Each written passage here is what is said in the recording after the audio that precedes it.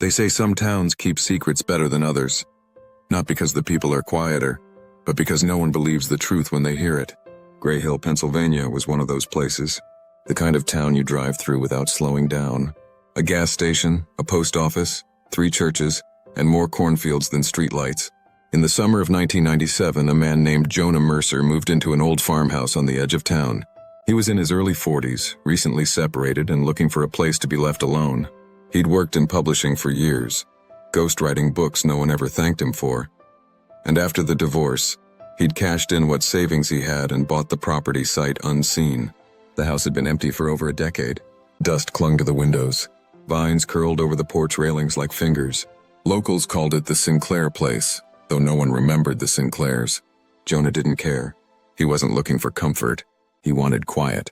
At first, that's exactly what he got. For weeks, his days were simple. He repaired what he could, drank too much coffee, sat at his desk, and tried to write something with his own name on the cover. Nights were spent listening to the radio and staring into the dark beyond his porch. He liked the emptiness. It suited him. He thought the silence would strip away the noise in his head. And for a while it did. But sometime in August, things began to shift. It started with footsteps, faint, slow, circling the house at night. Then came the knocking. Not urgent, not loud. Just 3 knocks. Always 3. Always between 2 and 3 a.m.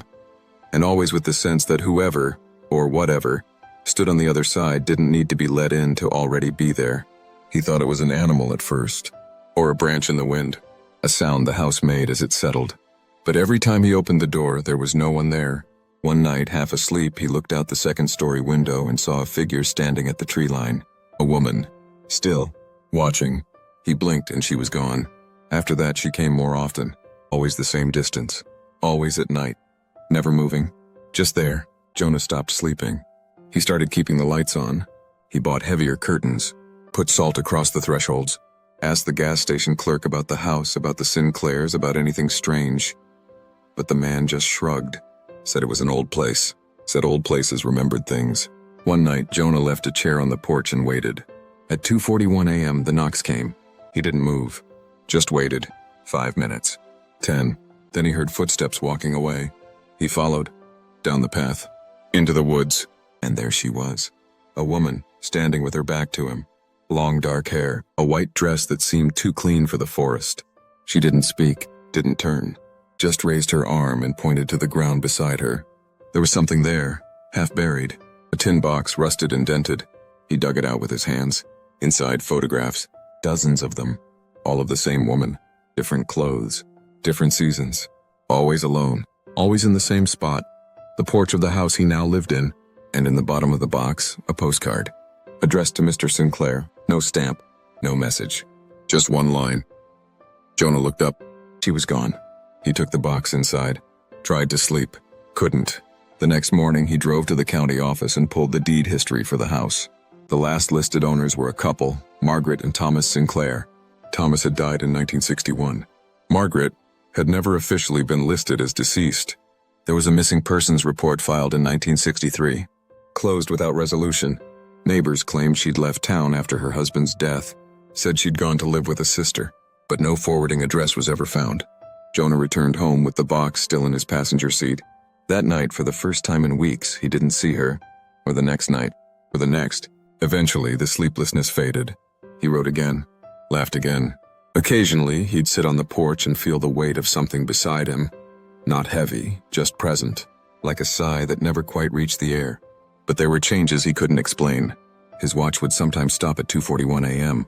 Lights flickered near the attic door.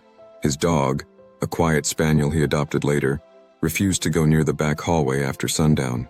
Once, a contractor doing repairs asked if the house had been part of a historical registry. When Jonah asked why, the man said he thought he saw someone upstairs. A woman in white. Jonah said nothing. Just nodded. He stopped mentioning the name Sinclair. He stopped asking questions. And yet, some part of him wondered, had she ever really left the house?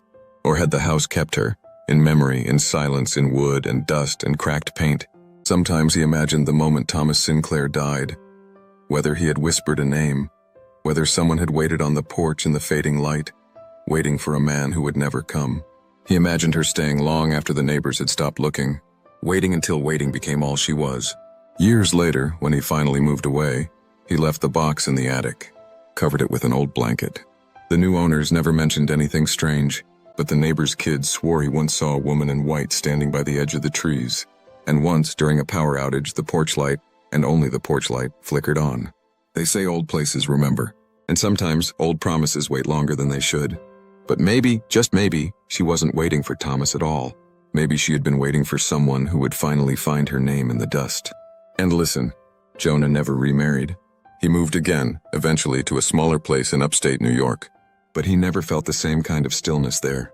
He missed the porch, the wind through the tall grass, the quiet weight of being watched by something that never judged him, only waited. On certain nights, without reason, he would wake up at 2:41 a.m., heart calm, breath even, as if something far away had gently called his name.